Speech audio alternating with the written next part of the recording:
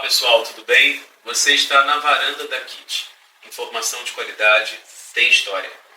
Nós somos um dos primeiros videocasts a sermos apoiados pelo MAN, Museu de Arte Moderna do Rio de Janeiro, e o FRJ através do seu laboratório de imagem, memória, cultura e metrópole. Hoje é um dia muito especial, na verdade, uma noite muito especial. Estamos ao lado de uma das fundadoras da Régua, Reserva Ecológica do Guapiaçu. Falar da Régua para mim é falar de aspectos desde locais, mas também regionais, estaduais, nacionais e, por que não, internacionais. A Régua é um ponto de vida, um ponto de luz, de força e de transformação socioambiental para esse país. Para nós, muito nos honra receber a Raquel Locke aqui hoje, junto com a sua equipe, Jefferson Alves, com o senhor Jorge, com o qual nós falaremos daqui a pouco. E você, do outro lado, é nosso convidado especial, nossa convidada especial. Então se inscreva no nosso canal, siga lá no Instagram, esteja conosco, porque aqui é um espaço de diálogo, de escuta, enfim, de informação de qualidade. Primeiro, obrigado pelo seu tempo, viu, mais uma vez, agora aqui registrando. Agradeço por estar aqui numa quinta-feira à noite, né, nesse inverno que não existe. Né? Acho que quem diz que mudança climática é fake news, a gente está vendo aí, né, enfim, um aquecimento atípico, né? Sim. Muito desagradável, né? O calor, pelo menos para mim, é um pouco desagradável. Sim. Queria primeiro que você se apresentasse para o nosso público, que é feito normalmente por professores, por alunos, por pessoas que são estudantes, seja de história, de filosofia, de língua portuguesa, de biologia. Falasse um pouquinho. Muito bem. Então, obrigada, Paula, pelo convite. Me sinto muito honrada em ter essa oportunidade de falar sobre a Reserva Ecológica de Guapiaçu, um projeto que começou há 22 anos, como uma iniciativa familiar, pensando em proteger os remanescentes florestais, que ainda a propriedade rural, que pertencia à família do meu marido, tinha. O Parque dos Picos não existia, e a família do Nicolas sentiu essa necessidade, né, de poder pensar no futuro, garantindo a proteção, conservação, diríamos, dessa mata atlântica única, tão fragmentada, segmentada e sempre em perigo de ser abusada, né? Então, começamos há 25 anos atrás, estamos agora num patamar sólido, com muito aprendizado ao longo desses últimos anos, todo um conjunto de parcerias com pessoas maravilhosas que têm a mesma cabeça que a gente, né? Vamos a pensar na conservação ambiental, pela beleza intrínseca de uma floresta e por todos os serviços ecossistêmicos nos quais se fala tanto hoje em dia, né? Sem os quais a humanidade não poderia continuar. Não? Então, se junta nesses fatores da beleza intrínseca e desses serviços ecossistêmicos únicos em um hotspot de biodiversidade. Muito bom. O Nicolas comentou numa entrevista que ele deu a um jornalista holandês, né, que quanto mais árvores nós plantarmos, né, mais água nós teremos. Sim. De mais qualidade. Explica um pouco para quem é leigo, Raquel, por gentileza, assim, qual é essa relação, né, do replantio das mudas, sim. Não é? e da, se eu posso chamar assim, da abundância de águas potáveis, águas doces, não é? Sim. Fala um pouco para quem... Estamos falando do ciclo hidrológico. Precisamos que essa floresta em pé faça evaporização. E se cumpre todo um rito, né, em que a água absorvida pelas árvores seja evaporada e finalmente se torne água à medida que encontra fatores ambientais certos. As árvores fabricam água por esse motivo. Sem essas árvores em pé, todo esse ciclo hidrológico seria interrompido.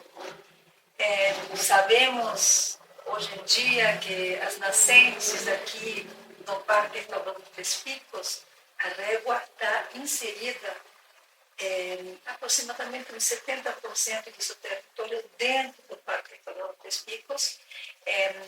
Ela forma esse contínuo de mata que vai garantir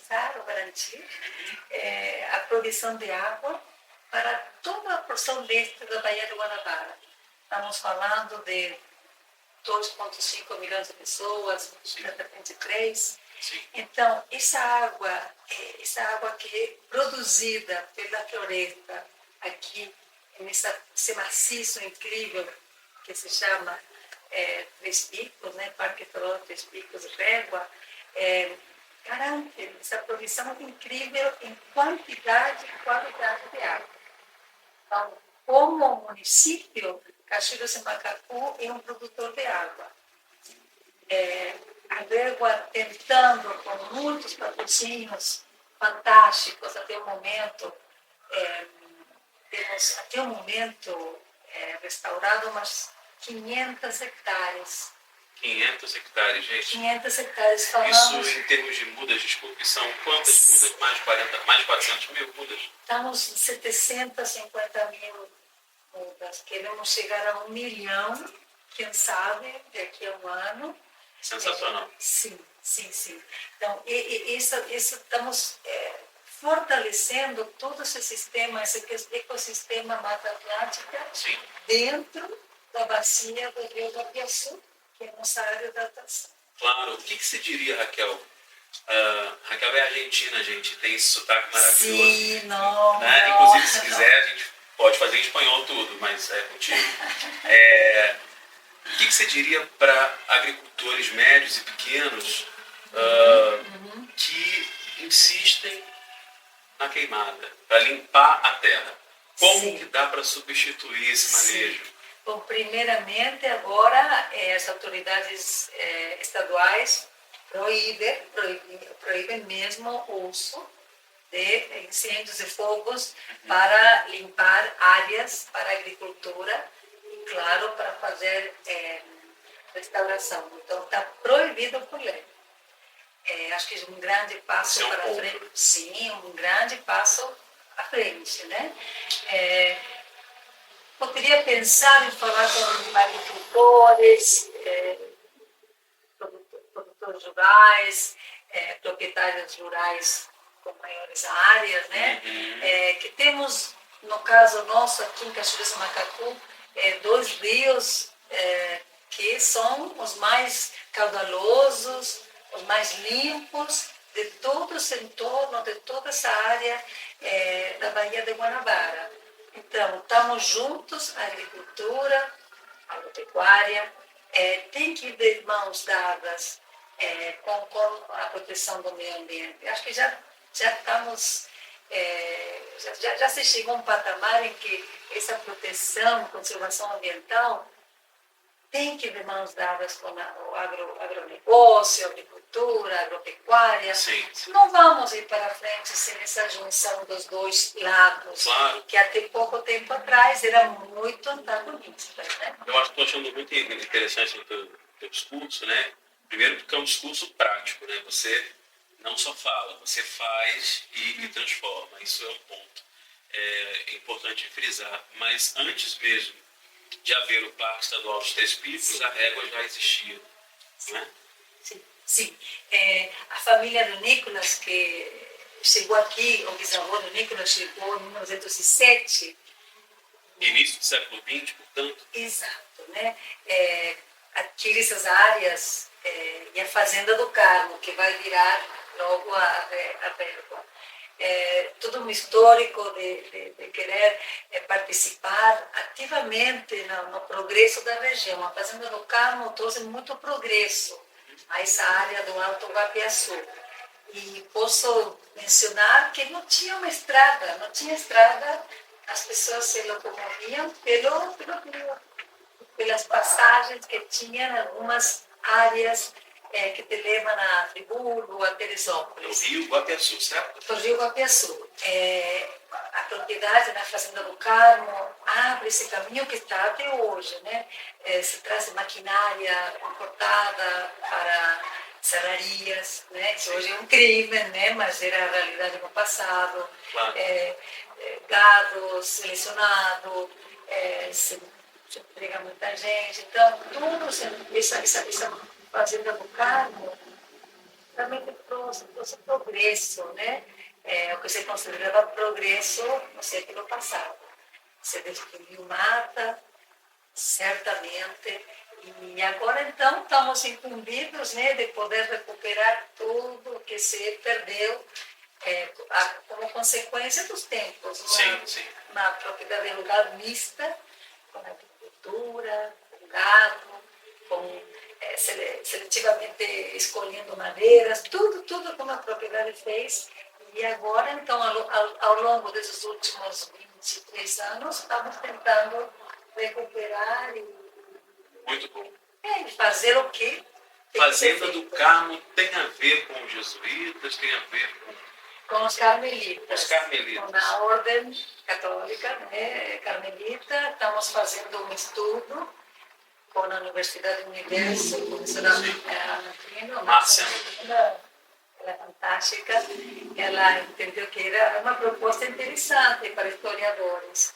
E estamos agora, né, estamos na espera de um financiador, né, quem sabe não aparece alguém aí. Quem sabe, né? Sim, para recuperar esse histórico que não pode se perder, né? Então, sabemos que os monges carmelitas saíram do Rio de Janeiro, parece que a meados de 1800, do século XVIII, sobe pelo Rio Guapiaçu, constroem o mosteiro, né? E aí ficam até um certo momento que parece ser que devido às febres macacuanas, algumas pessoas morrem e são evacuadas da região toda, né?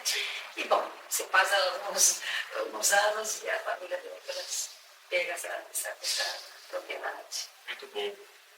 Hoje vocês estão focando sobre quais projetos? Quais são os projetos atuais da Régua e os projetos mais expoentes dos últimos 10 anos? Ok, então começamos em 2001 como ONG ambientalista, Reserva Ecológica do Guapiaçu, com a missão institucional de conservar e restaurar a Mata Atlântica da bacia do Rio Guapiaçu. E desde o começo entendimos que tínhamos que pensar holisticamente. Então começamos com a proteção do que restou dessa mata incrível, o incentivo à pesquisa científica, o Jorge depois poderá falar ao respeito. Começamos com a ideia de poder fazer mais enquanto educação ambiental no entorno todo. Pensamos também em um turismo de baixo impacto, que é super relevante hoje em dia, né? E na restauração florestal. Então, foi um enfoque holístico que agora está aparecendo e com bons resultados. Então, quero crer que a restauração florestal e o incentivo à pesquisa científica são os dois quesitos mais importantes. São os dois braços atuais. Sim, né? Pesquisa científica e restauração florestal e educação ambiental. Que está chegando a um patamar muito interessante. É um tripé ótimo, Raquel. Sim. Porque chega na vida das pessoas, não é? Sim. se você chega na vida das pessoas, das famílias, especificamente falando da educação ambiental, com os projetos do Jovem Guarda, visitação escolar e o Bebê Natureza, que está bombando, estamos chegando realmente ao coração das pessoas. É verdade, o Baby Green, Bebê né? Natureza. Isso é lindo, né? Como é que é o Bebê Natureza? Olha, aqui deveria estar a Carol, que é uma das membros da Manda um beijo para a Carol, né? Sim, ela que pensou, desenhou esse projeto em que as famílias são convocadas a participar de um dia, um sábado. Ela é muito inteligente. Sim, e a ideia é fomentar a aproximação à natureza com a família, seja como esteja constituída. Né? Hoje em dia, mas a ideia é ir por essas crianças, e como a equipe estava me explicando, está tudo com base em um marco regulatório do governo federal, em que se incentiva as grupos familiares, as famílias, né? Claro. A se aproximar da natureza de maneira lúdica, recreativa, no sentido de que chegue à pessoa, né? Tem que ser atingido o coração da pessoa, né? Muito bom isso. Está muito bacana. O coração da pessoa. Sim. Isso é tudo, assim. Sim. É o que nos move. Exatamente, senão não nos vamos ver mais nada. Hoje o programa Jovem Guarda, com jovens de 9 a 14 anos, que nos procuramos nas cidades em torno, 1 ou 2 vezes na semana. Tem sido um programa super valorizado e acreditamos que estamos dando uma sementinha aí. Quero acreditar que se a longo prazo acredito que vamos ver sinais de alguma mudança de comportamento. Com certeza, assim como na arte, a ciência, enfim, é a longo prazo, é a médio prazo, demora, né? Estou olhando para a Tarsila aqui, né? Tarsila Amaral, e nossa Tarsila também, né? O quanto que o modernismo, né, brasileiro também demorou a lograr êxito, enfim, a ter ali respeitabilidade, né? O respeito é uma conquista que não é linear.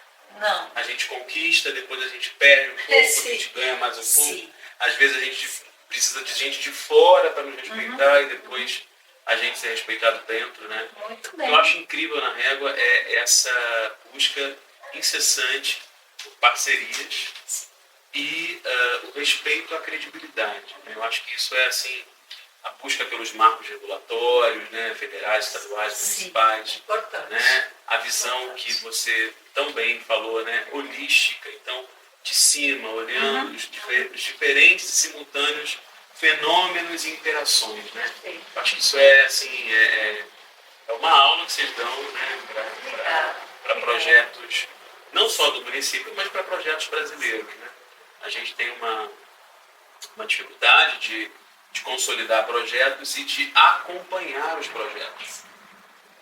Demarcar indicadores, cumprir indicadores, é difícil, a gente sabe que é difícil. Quem trabalha com projeto sabe que é difícil. Porque exige muita leitura, não é? Exige um conhecimento vasto, mais de uma língua, não é? Então, assim, quais são os parceiros hoje que a Régua possui? Então, temos parceiros internacionais que nos ajudam a adquirir terras para a sua conservação. Isso é muito interessante, né? É um conceito novo aqui para o estado do Rio. Total. Acredito que em outros estados do Brasil deve existir essa estratégia de conservação através da aquisição de áreas. Devido ao link da família do Nicholas com a Inglaterra, desde o começo da Régua, tivemos acesso a grupos que trabalham com esse quesito de ajudar ONGs, como a Régua, assim, para bloquear essas áreas, bloqueá-las para a sua perpetuidade, né? Para não virar estacionamento, prédio. Sim, toda a ocupação irregular que a sociedade, o governo não consegue controlar. Então, temos 2 instituições uma americana, brasileira inglesa, com quem trabalhamos desde que a Régua nasceu. Então, podemos dizer que o tamanho da Régua tem quadriplicado desde seu começo, em 2001. Sim. E entendemos que é uma tremenda responsabilidade do Grupo Régua. Com certeza. Dar conta do que estamos fazendo e honrar esses patrocinadores que acreditam no nosso trabalho. Eu vou citar alguns, você me permite? Por favor. Petrobras Socioambiental, ao longo desses anos, tá, gente? Sim, ao longo desses 23 anos. Sim. Petrobras Socioambiental, SOS Mata Atlântica, Conservation International, The Hutton Foundation, não é isso? Donald Just, Iniciativa Verde, American Bird Conservancy, Sim. Save Espécies, né? Sim. NHBS, Sim. Ecosia, Sim. enfim, é uma galera. Agora temos A Mitsubishi Corporation, a Mitsubishi, começaremos um trabalho, eles vão patrocinar o trabalho de educação ambiental a partir de janeiro de 2024.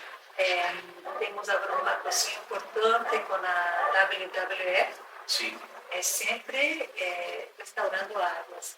E tivemos o apoio magnífico da Petrobras Socioambiental até 2 anos atrás. Um abraço lá para o Marcelo Pinheiro, né? Que é um querido, né? É um querido.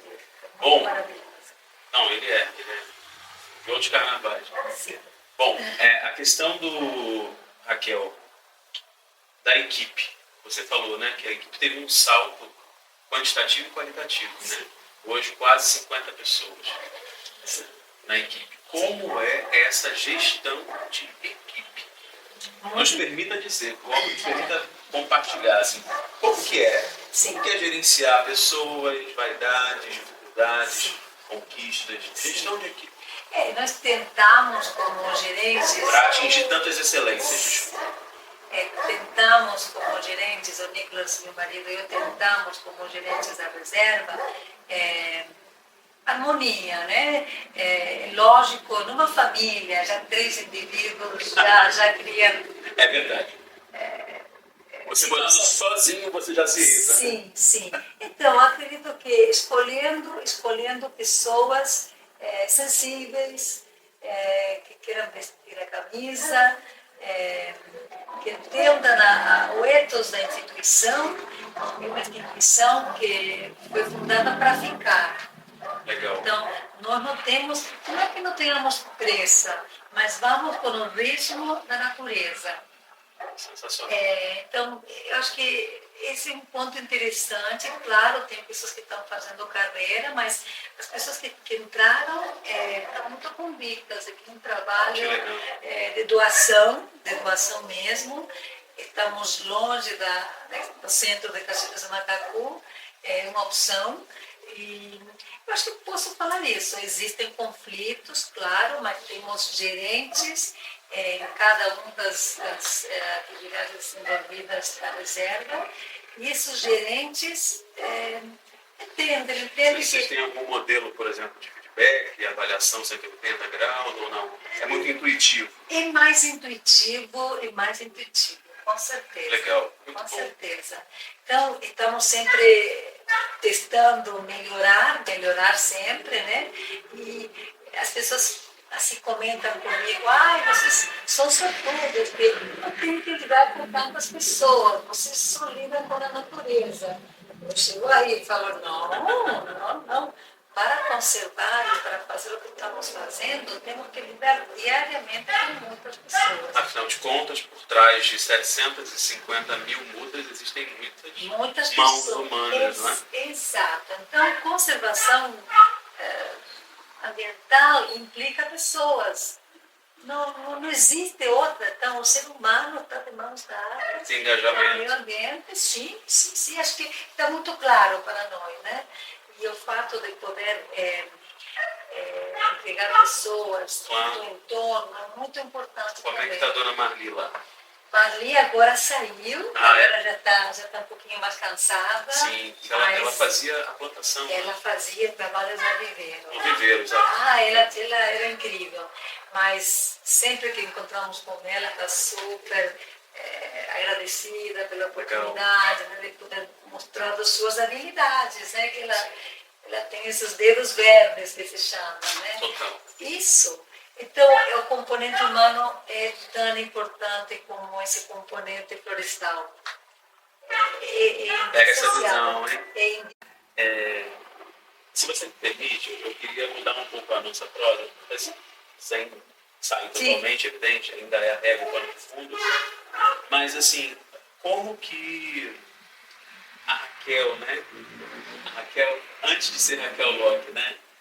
Como que essa argentina encontrou a Inglaterra, ou o inglês, ou Fácil. como? O que você pode contar pra gente? Não, tudo.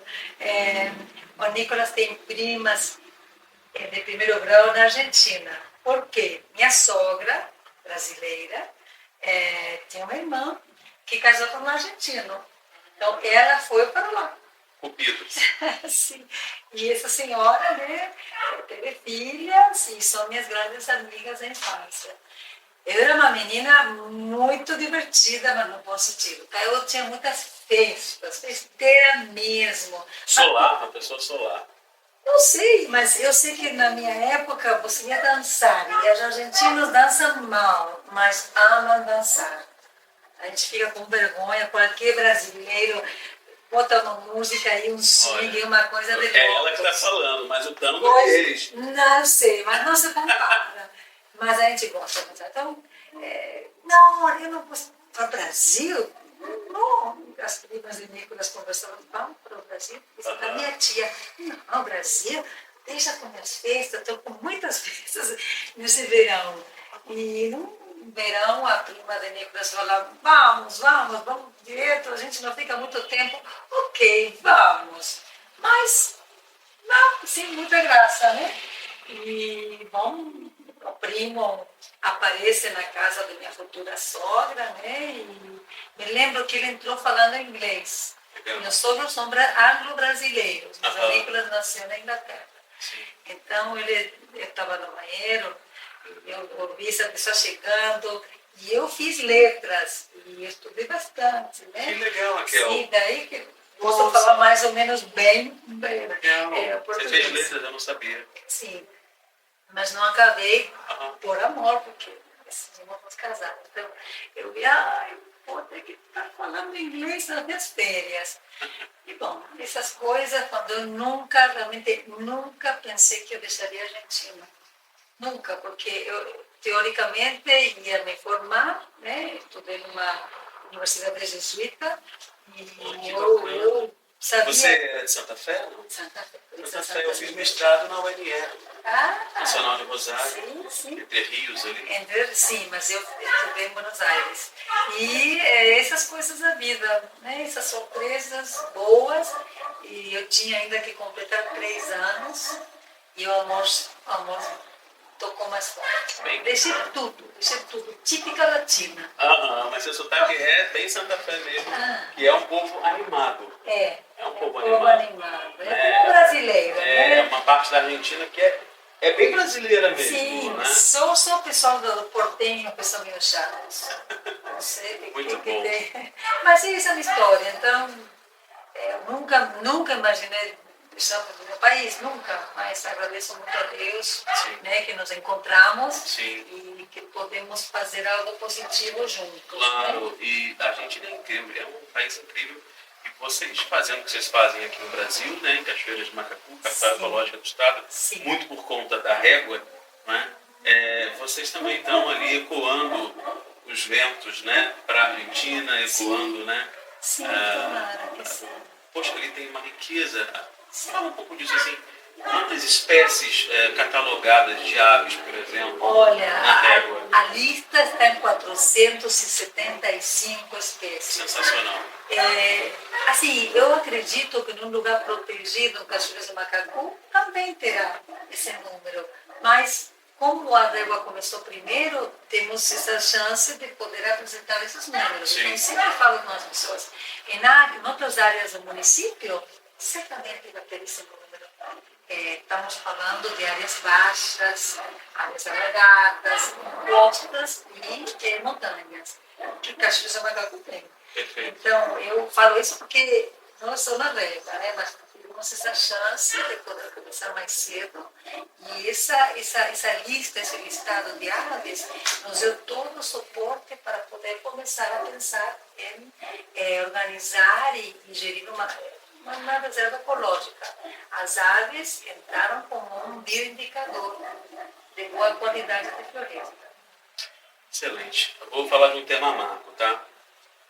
Mas nós vamos terminar com doçura.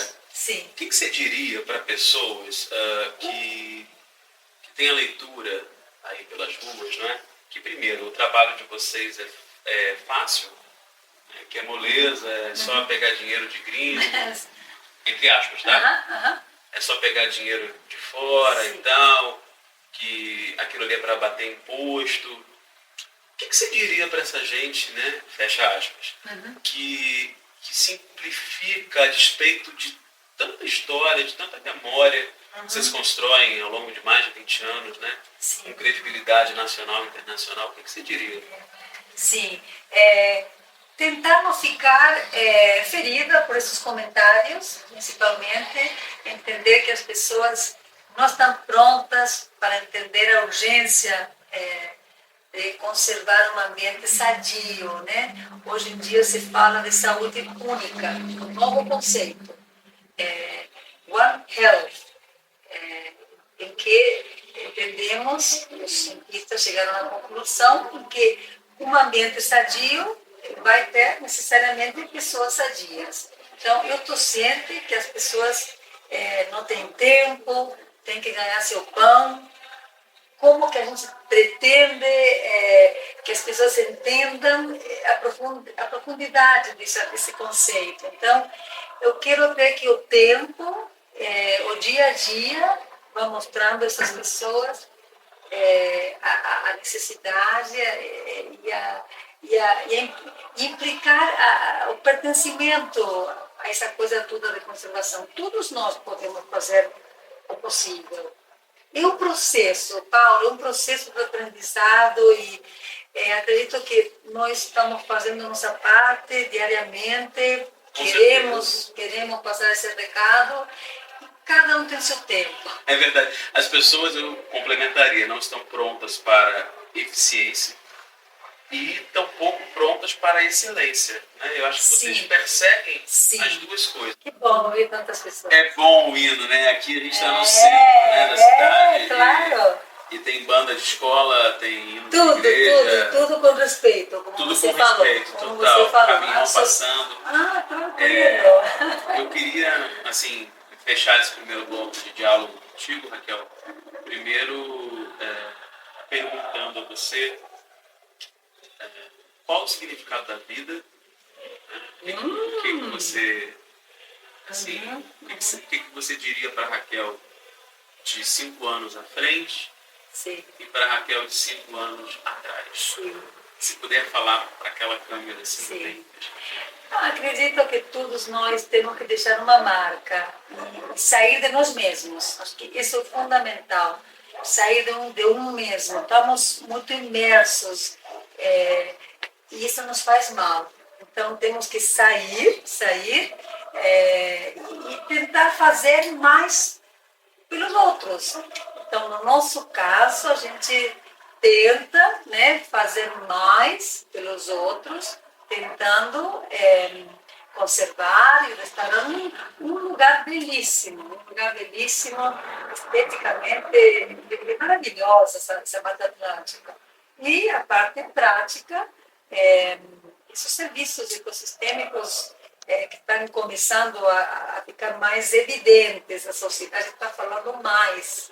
Então, acho que por esse lado, sair de você lá de dentro, deixar uma marca. Não podemos deixar esse mundo sem deixar algum rato positivo. Excelente. Me sentindo muito bem, muito à vontade. Eu acho que as perguntas que o Paulo fez foram muito boas, pensadas, e você me deixou muito à vontade, né, para falar e expressar o que estou sentindo. E acho muito simpático esse espaço aqui no Centro de Cachoeiras. E tomara que tenha outras vezes, né? Obrigada. Queria te pedir, Jorge, que, por favor, você também se apresentasse, né, assim, falasse um pouco qual é a sua relação com a Régua e de que maneira hoje você atua naquela instituição. Então, eu sou nascido em Lisboa, porque eu vim para o Brasil, porque eu passei a infância no Timor-Leste. E sempre fiquei com saudades do ambiente tropical. Pessoal, a gente está aqui na segunda parte da entrevista com a equipe da Régua, com, enfim, as pessoas que fundaram ou que de alguma maneira são as raízes da Régua hoje também, né? E uma dessas raízes é o pesquisador Jorge Pizarro, português, nascido em Lisboa, que vai nos enriquecer com as com seus aprendizados, com seus ensinamentos ao longo aí desses anos. Ele estava contando como que ele veio parar no Brasil e de que forma ele é um pesquisador, um colecionador de borboletas e mariposas. A palavra está contigo, Jorge. Muito bem-vindo mais uma vez. Muito obrigado. Então, retomando a conversa, eu passei a infância no Timor-Leste e sempre fiquei com saudades daquele ambiente. Depois, com 12, 13 anos, tive um amigo que eu acompanhava e que me introduziu no mundo dos insetos. Era o hobby dele. Eu sou da geração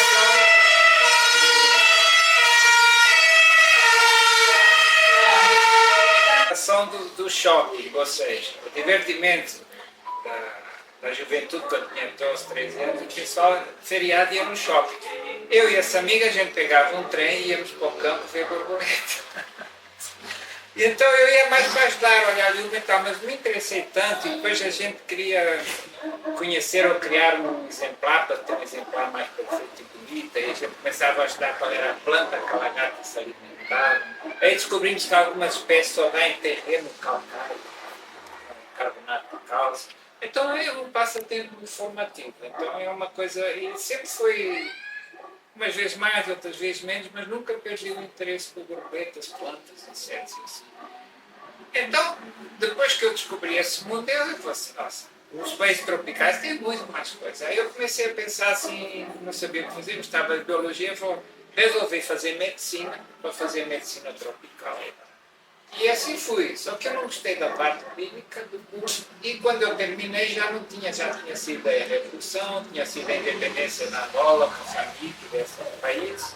Então a Escola de Medicina Tropical em Portugal praticamente fechou.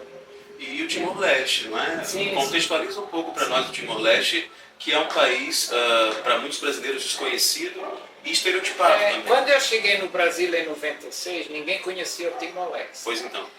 Depois que teve aquele bispo e outra pessoa ganharam o Prêmio Nobel da Paz, de repente, e a coisa mudou tanto que quem ensina português hoje em Timor são brasileiros, só para ter uma ideia. Né? Então hoje eu sempre pensei um dia visitar Timor ou voltar, nunca tive ocasião. Primeiro porque tinha muita vivência, tinha uma guerra civil e outras coisas. Depois por várias questões da minha vida, que eu sempre tive uma bolsa, uma coisa assim, sempre tive limitações econômicas e só. Mas sempre rezei por esse assunto e tal, e assim, a verdade é que eu fiquei contente, assim, nossa, porque agora tem muito mais brasileiro que conhece o Timor-Leste. Né? Depois pesquisem o Timor-Leste, né? A longa guerra civil de Timor-Leste. Que teve, vale a pena. É um lugar muito bonito, vocês imaginem a Serra do Mar com o oceano de um lado e o outro do outro. Então, ao norte é o Índico e para o sul é o Pacífico. Então é a diferença, mas é muito parecido. Tem o relevo central, ele é bem. Mas aí daí veio o meu gosto por insetos, por coisas, por essas coisas. Aí eu sempre sonhei um dia voltar a viver num lugar desse. Aí eu resolvi fazer a parte de entomologia médica, que era obrigada à medicina, com os insetos e assim, e aí cheguei a trabalhar uns anos, 3 ou 5 anos, no Instituto de Medicina Tropical em Lisboa, dando aulas e assim, só que estava tudo muito parado. Aí eu comecei a pesquisar e vi que vinha em São Paulo, em 92, fazer um curso na Faculdade de Saúde Pública. Sim. para aprender como é que era a classificação e a taxonomia dos pernilongos das Américas. Tudo que tem nas Américas é diferente do resto do mundo. E lá nós tínhamos coisa da África, da Ásia. Por quê? Pela temperatura? Não, pelo isolamento. Então, toda a flora, e principalmente a fauna, os peixes, geralmente nem tem espécies em comum, tem algumas exceções. Mas geralmente o que tem nas Américas, também na América tropical, que teve um continente que ficou isolado, é uma fauna totalmente distinta.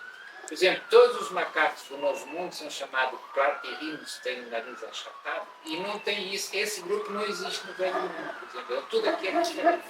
Então, por causa disso, e aí eu fiquei sabendo que tinha um curso de entomologia em Curitiba e tal, eu fiquei pensando assim, gente... As sirenes estão nos perseguindo.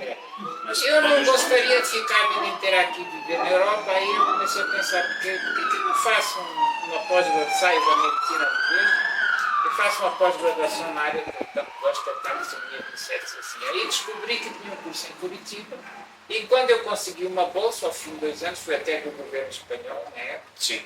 eu fui para Curitiba e comecei a fazer a pós-graduação lá, só que acabei ficando em Curitiba uns 15 anos. Né? E é uma cidade que, em média, é mais frio do que em Lisboa. Então, eu gosto dos trópicos, fui parar num lugar um pouco mais frio. Bem frio, Curitiba.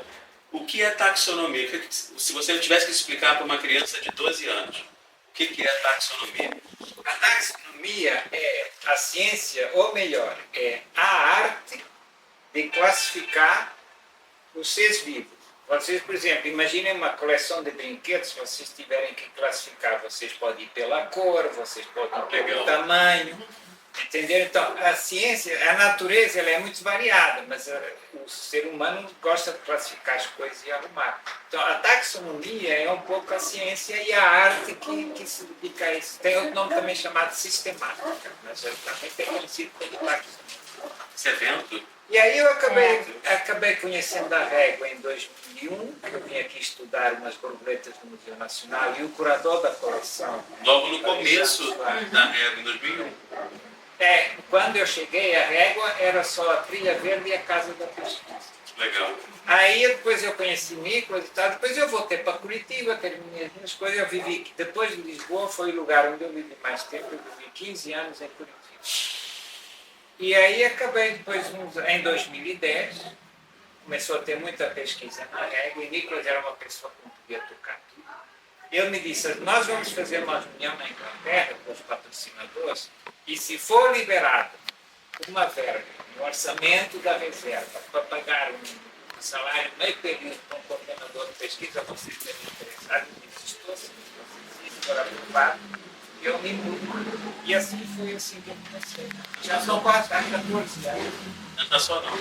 Para a gente assim, compactar, né, e caminhar para o final, eu queria primeiro pedir que se o senhor pudesse lembrar de alguma música que acompanhava aquele menino que corria atrás das borboletas, das mariposas, das lagartas, da sua juventude, não foi isso?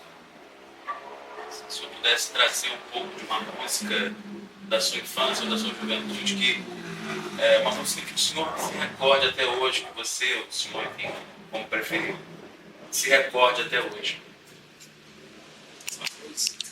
Lusófona ou não.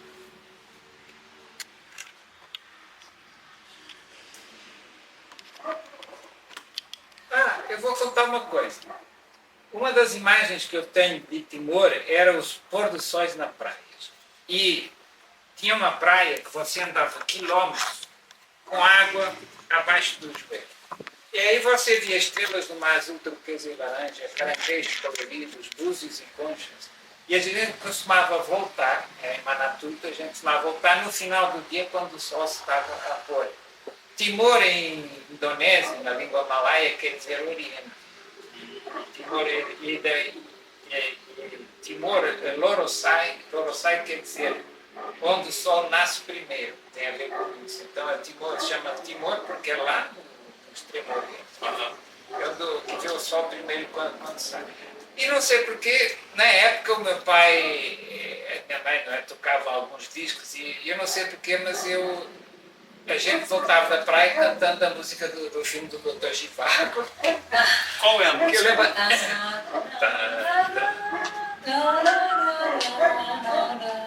Chama-se o tema de. É a história. Lara, O tema de Lara. E outra eram algumas músicas de uma cantora inglesa chamada Petula Clark. This is my song. Eu passei a minha vida escutando as músicas do meu pai, então eu vivi uma geração atrás. Essa tá bom. E a Ray Conniff, Burt Bacharach, essa música dos anos 60, gente, música de filme, etc. Se borboleta falasse, o que ela diria para os seres humanos, George?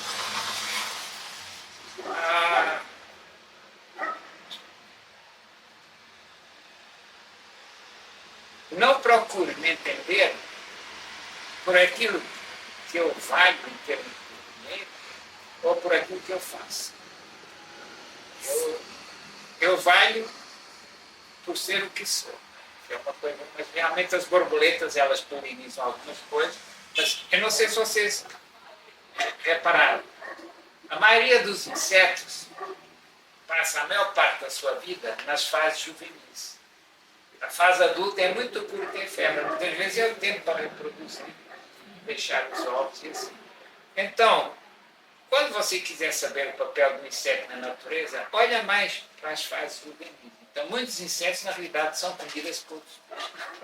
E agora estão querendo que seja comida do ser humano também. É verdade. Tem alguma coisa assim, certo? Então, é isso aí. Agora, o meu trabalho na rede, eu cuido dos pesquisadores, né, dos gestos e tal. Quando eu tenho um tempinho, eu faço alguma coisa com borboleta. Outra coisa que eu reparei é que tem coisas, eu sempre fui uma pessoa assim, com os mesmos gostos, entre o violão, as borboletas, sempre andei num pêndulo assim. Né? Teve época que ligava menos, outra ligava mais. Sempre tive algumas coisas, alguns sonhos que eu tinha, sempre gostei de conhecer. E outra coisa, depois que você começa a estudar biologia, você sabe que mata tropical tem todos os continentes. Só quando você olha para ela, as espécies de borboletas são diferentes, as árvores são diferentes. Por exemplo, muitos maracujás, todos os maracujás nativos das Américas são trepadeiras. São lianas. Algumas espécies de maracujá na África são arvoretas. Então, o mesmo tipo de ser vivo ou de planta, às vezes ele muda muito a maneira como ele vive num outro local. Então eu sempre tive interesse em comparar, por exemplo, de uma visita na África ou assim. Mas o que acontece, eu não sei explicar isso. Depois de você chega numa certa idade, coisas que durante muito tempo pareciam uma prioridade na sua vida, de repente, não é que perca o atrativo, mas você fica assim, se der tudo bem, se não der, não está aqui. Não sei o que é que acontece, você fica mais assim. Por exemplo, eu reparei, eu nunca fui assim, porque a prova é que eu já trabalhei pelo menos em 3 continentes, como professor, como pesquisador e como médico também, entendeu? Então já fiz muita coisa. Eu me apercebi que a maior parte das pessoas gosta de viver, nascer, viver e morrer no lugar onde nasceu. Para muita gente, sair da terra assim é difícil e é uma coisa que não é muito fácil. Eu percebi que eu diria que, por muito tempo assim, grande parte da humanidade, eu acho que gosta de viver no lugar onde as suas raízes culturais e tal. Atenção, Portugal é um caso um pouco à parte, porque eu me sinto em casa no Brasil. Tem algumas diferenças? Tem. Não são muitas, assim. Entre Curitiba e o Paraná e Rio de Janeiro tem algumas diferenças? Tem algumas coisinhas, mas assim, mas no geral, eu acho que se eu fosse viver em Angola assim, seria um pouco assim, já tive no Timor-Leste, quer dizer, existe alguma coisa assim que clima. Agora, por exemplo, ir para o Japão, acho que já seria uma coisa bem, bem diferente. Até para os próprios descendentes japoneses que estão no Brasil, acho que é difícil. Sim, claro. Então, e outra coisa que eu fui vendo assim, por exemplo, se quiser saber, uma das coisas que mais me escandalizou no Brasil, agora já me habituei, mas não. Gente, português fala palavrão, mas no Brasil o pessoal fala com muita facilidade. E quando eu vim para o Rio de Janeiro ainda me choquei mais porque as mulheres falam muita facilidade palavrão, entendeu? Mas, quer dizer, agora eu já entendi que é uma interjeição, entendeu? O pessoal usa, e tanto é assim que às vezes até mudam um pouco a palavra, lá, caraca, qualquer entendeu? Mas realmente foi talvez a única coisa assim que eu achei. E outra coisa que as pessoas aqui são um pouquinho menos formais. Inclusive, por exemplo, o carioca entra em pânico quando está num lugar muito formal. Uma festa em que tudo está certinho, nada falha, eu não fico à vontade. Entendeu? Mas isto é do Rio de Janeiro, Curitiba é um pouco diferente. Então já me apercebi de algumas coisas. E é interessante isso daí, porque aí tem pesquisadores, na régua passa gente todo mundo. Sim, a régua. Então, no início eu tinha sempre, quando eu mudei de escola, de liceu e tal, eu sempre sentia saudade de cada companheiro. Pessoas que eu sabia que não ia ter mais, agora principalmente você muda de cidade ou trabalho assim. Mesmo com as mídias sociais, tem pessoas, colegas meus de Curitiba, com quem não tem notícias assim. Jorge, eu ficaria conversando com você assim, horas e horas. Eu fico imaginando como um povo da régua é sortudo de poder dialogar com você à noite, assim, vendo as estrelas, comendo um negócio, tocando um violão, né, e tudo. Eu agradeço muito pela sua contribuição, a entrevista da Raquel e esse registro que nós estamos fazendo aqui na varanda da KIT. Informação de qualidade tem história. E eu queria que você, por gentileza, assim, fizesse um último registro, uma última fala, tipo, o que tem que ficar registrado, que você nunca foi gravado, nunca registrado, que você gostaria de registrar, tipo, por exemplo, a indicação de um livro, ou a indicação de um álbum musical, ou uma borboleta, um tipo de botânica, não sei, ou algo da régua que você quer ver acontecendo daqui a pouco, que é um sonho ainda que você alimenta e por meio do qual também você se mantém vivo e otimista. Você me parece uma pessoa muito otimista, isso é positivo. É porque eu tenho uma visão transcendente da vida, não é? Eu venho do país que tradicionalmente é católico, mas quando eu era adolescente eu tive uma experiência pessoal de Deus, não foi nada extraordinário. E isso, então, eu sei que o dia que eu desencarnar, eu gostaria de dar uma alegria a quem quer que esteja no mundo, entendeu? Então, o que eu acho assim, importante é que o nosso otimismo, ele tem uma raiz, e no meu caso tem uma raiz mais sobrenatural. Mas, por outro lado, também tem aquela coisa de que ninguém vai salvar o mundo. O que você pode fazer é, no lugar onde você está, você fazer o melhor possível. Perfeito. E não em função dos resultados. Porque você, entendeu? Você tem uma coisa meio budista, acho eu, mas todo ser humano tem tendência a reagir. E quando nós reagimos, nós transmitimos aquela vibração pesada e baixa. Então, quando a gente não reage, e a gente evolve indiferença ou até mesmo com amor, aí a gente começa a mudar um pouco, porque pelo menos não entramos nesse comprimento do tempo. E outra coisa que eu gostaria assim é que eu aconselharia a estudantes e pessoas e tal é que leiam. Depois com a mídia social e tudo, as pessoas não se contentem com o que aprendem na universidade. Muito é um bom verniz. falar disso. É um verniz. Você quer ser um bom profissional, você quer... Nunca confie uma decisão importante da sua vida à TV ou à mídia. Não faça isso ou aquilo porque estão dizendo na TV que é assim. Não, pesquisa por conta. Leiam. Leiam. E não, esse é o conselho. Você não se contente com o livro universitário, assim, porque eu, por exemplo, a minha mãe tinha que me chutar para eu ir para a rua brincar com as outras crianças. Eu ficava lendo livro de história, eu sempre gostei muito de estudar. Ainda agora, durante a pandemia, eu resolvi estudar nutrição, que nunca tive no curso de medicina. E estou descobrindo que as doenças crónicas que as pessoas têm dependem do comer ou deixaram de comer durante a sua vida, entendeu? Então, eu sempre procuro... Entrar em outra pauta, eu ia te perguntar agora, pelo amor de Deus, qual é a dieta que você nos indica? É mediterrânea mesmo? Não, veja, Tem nada a ver, mas... depende de cada pessoa e cada caso. Cada pessoa mas no caso, né? eu acho que a dieta humana ela devia ser... Ele é médico também, gente. Devia ser plant-based, mas não precisa ser vegano, entendeu? Mas você deve ter procurado ter uma dieta alcalina, os alimentos, e evitar os alimentos inflamatórios. Tá vendo, Tarsila? Os alimentos inflamatórios principais da nossa dieta mais comum é o leite atuado e derivados, a proteína do leite caseína laticínios, é muito inflamatório. E para muitas pessoas o glúten também, porque o pão hoje não é de longa fermentação. O trigo no tempo de Jesus Cristo tinha 40 vezes menos glúten que o nosso hoje. E são coisas assim. Outra coisa importante é fermentados. Se você tem uma flora intestinal boa, a flora intestinal lhe poupa o seu organismo de trabalho. Ela digere, ajuda a digestão, aquelas coisas difíceis. E outra coisa que nós temos hoje, que é assim, a doença é um resultado de um desequilíbrio entre, por um lado, a falta de nutrientes, mesmo as plantas orgânicas e tudo, o nosso solo hoje está mais pobre. A gente vê que o tomate tem estas vitaminas, isto, aquilo e aquilo, mas o tomate que nós plantamos neste lugar pode não ter aquilo tudo.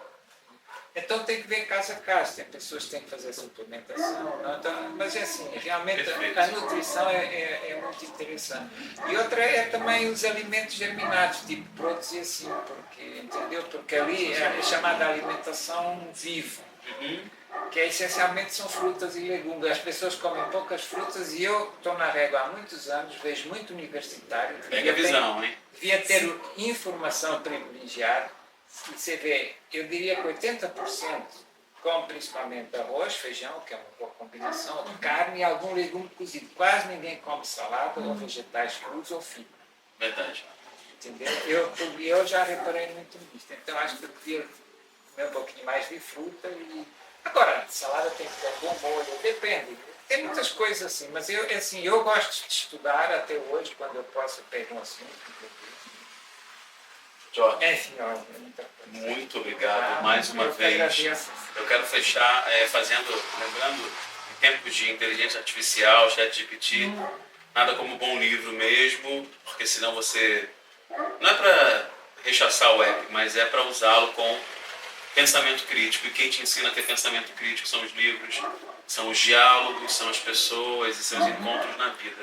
Hoje eu vou indicar, estou relendo um clássico, O Abolicionismo, do Joaquim Nabuco. Por favor, leiam, releiam.